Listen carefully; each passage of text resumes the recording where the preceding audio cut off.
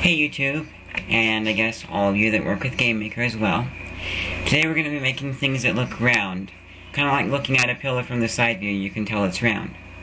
We're using red for our first color, and then we're going to get close enough so we can see the pixels easily and work with them because we are doing a hairline. This is in Paint, by the way. It's a free program that comes with Windows. If you don't have it, you can search Microsoft Paint in Google. Now you're close enough. Now if you want to do an outward curve, you do the lighter colors first and the darker colors last. Makes it look like the curve is coming out towards you. If you're doing an inward curve, kind of like looking at a bowl from looking down inside a bowl, you do darker colors first and lighter colors later. So then the edges will appear closer to you. Now I've just gone under colors, custom colors, define custom colors, put the cursor right under that little triangle on the slider thing for showing the different shades of the color you've chosen. And then we click and it moves it down a bit, making it a little bit darker. And then we're going to repeat this step. And now we will speed up past making the full size pillar that we're going to make, or whatever you want to call it. And then see what it looks like when we get there.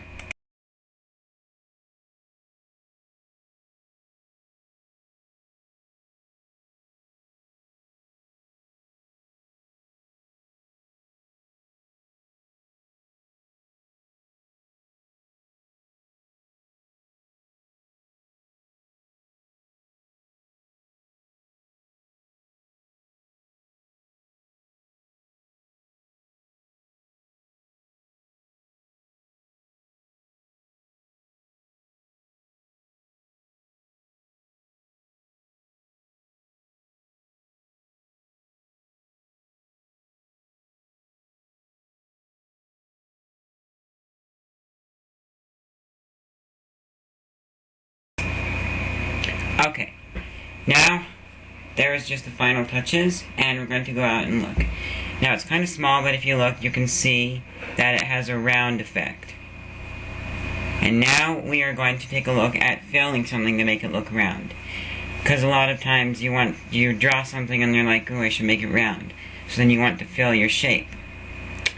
Now there's some ways you could do that. You could just make a really big round pillar type thing, and then move your object over it, and then erase in the other spots, and that could be tricky. In some cases it's good, but then what we're going to do now is show you how to do it with this one. This one we're going to do in green, and a neat little feature I didn't know about. If you do control, it makes the white space behind the two colors that you can pick from using right and left. It will make that white space back there a different color. And then you can do control and left click and draw that color. But so we're doing the same thing here, except we're filling in the lines. We started with 2 pixels wide, because that's the center and you can't really divide that in half. And then we're doing it again with each of the different spaces marked out.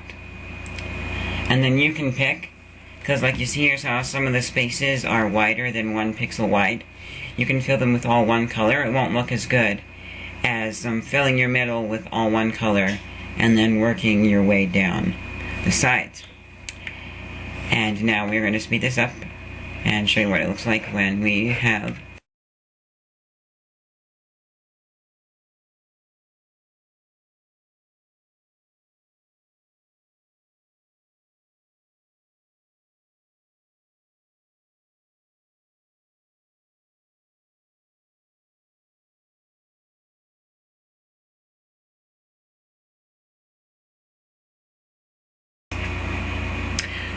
Okay, now that we've finished, a little tip here. If you have one line left to do, and you're working with something really long, you can speed it up just by using the fill can. Now we're going to go out and see. The circle has a round, or the oval has a rounded pillar kind of look. Now I'm going to show you how to recolor it. we are going into Microsoft Picture It photo.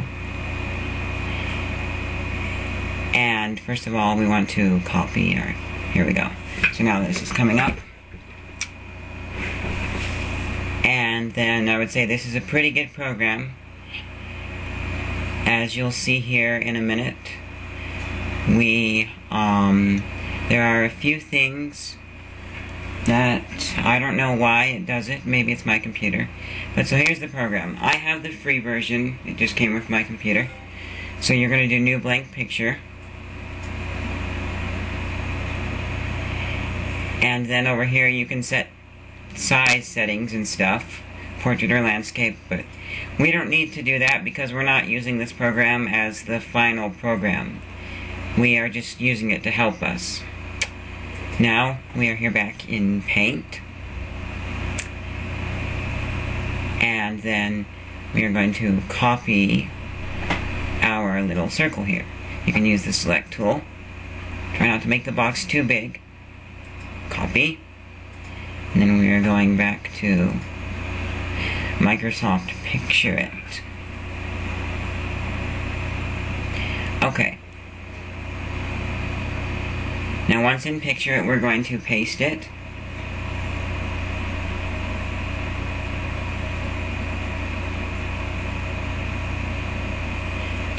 And then we are going to make it smaller, because as you can see here, it is really big. And I don't know why, but that's one thing my computer does. It makes it really big.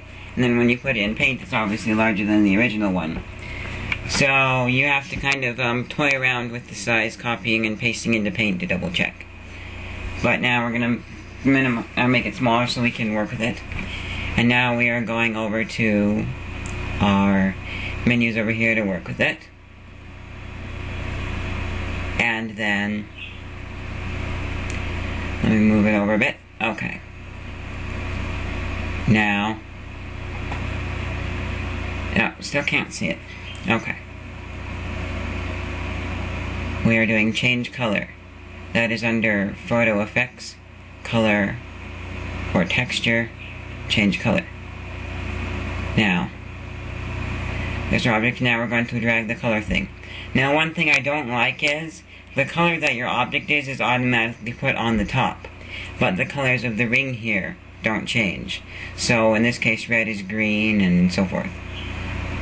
And then there you go. We changed the color. If you want to change the shade, you drag the ball inside the inner portion of the circle with a different shade. Now I'm just going to show you a little bit more of the changing color here. And then as you see, we're on blue, but it's red, so I don't like that, but I mean, you can just kind of get used to it and move the balls around until you get a desirable color by looking at the piece. And now we're going to click Done here. And this method is, it slightly changes what you see when you look up close at the pixels of the image, but that's not too bad because you can re-edit your original and change it in here. And the reason we do this is if we want to make more than one color, like, say we draw, I did it just a few days ago, I drew a gun. And I wanted to make multiple colors of it so you could have different color options. And so then I used this program and changed it. Now, there's one other funny problem that happens on my computer. Yeah, if you see there. When we paste something, it makes it the same color as what we originally had it, or some other color. And it puts it in a small square like that. So it's not the circle we want, and that's a problem. To fix that, I have no clue why, but we go under Touch Up, and then we go under Remove Dust or Scratch, and we click on Dust and Blemish.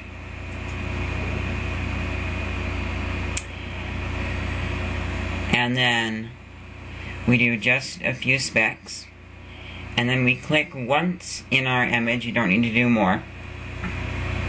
And this doesn't change it as far as I've been able to see. Then when we're done, we click Done. And then, I don't know why, but for some reason after doing that, when we copy it, and we put it in Paint, it comes out as whatever we put in the other program. Now, That's pretty big for what the circles we had before are. So that means we need to get smaller. And I'd recommend getting smaller in the other program, because if you get smaller in Paint, then it will give it some distortions sometimes, and it makes it permanently have those distortions. Because if you get smaller, you're removing some of the details, because there's less detail in smaller images. But so it's too big there, as you can see. And then, oh yeah, the other thing, in Paint, once you make something smaller, then if you make it larger, it will just enlarge it with those defects. Other programs have memorized the stuff like that, and then when you make it bigger, it brings back the details, because it's not, because you can reselect it just by clicking on it. So now here we do it again. That's too small. So we're going to go back into Microsoft Picture It Photo.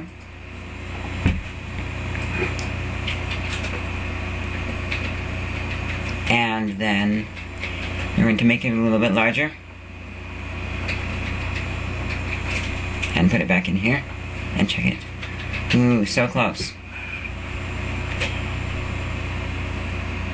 And so then you basically just toy around with it till you get the appropriate size,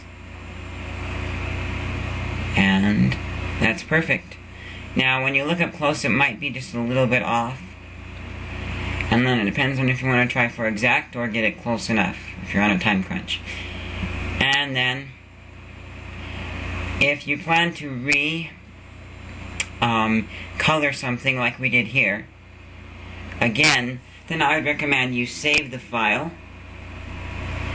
So then you can just go in here, recolor it, and know that it will be the same size as the one you put in Paint.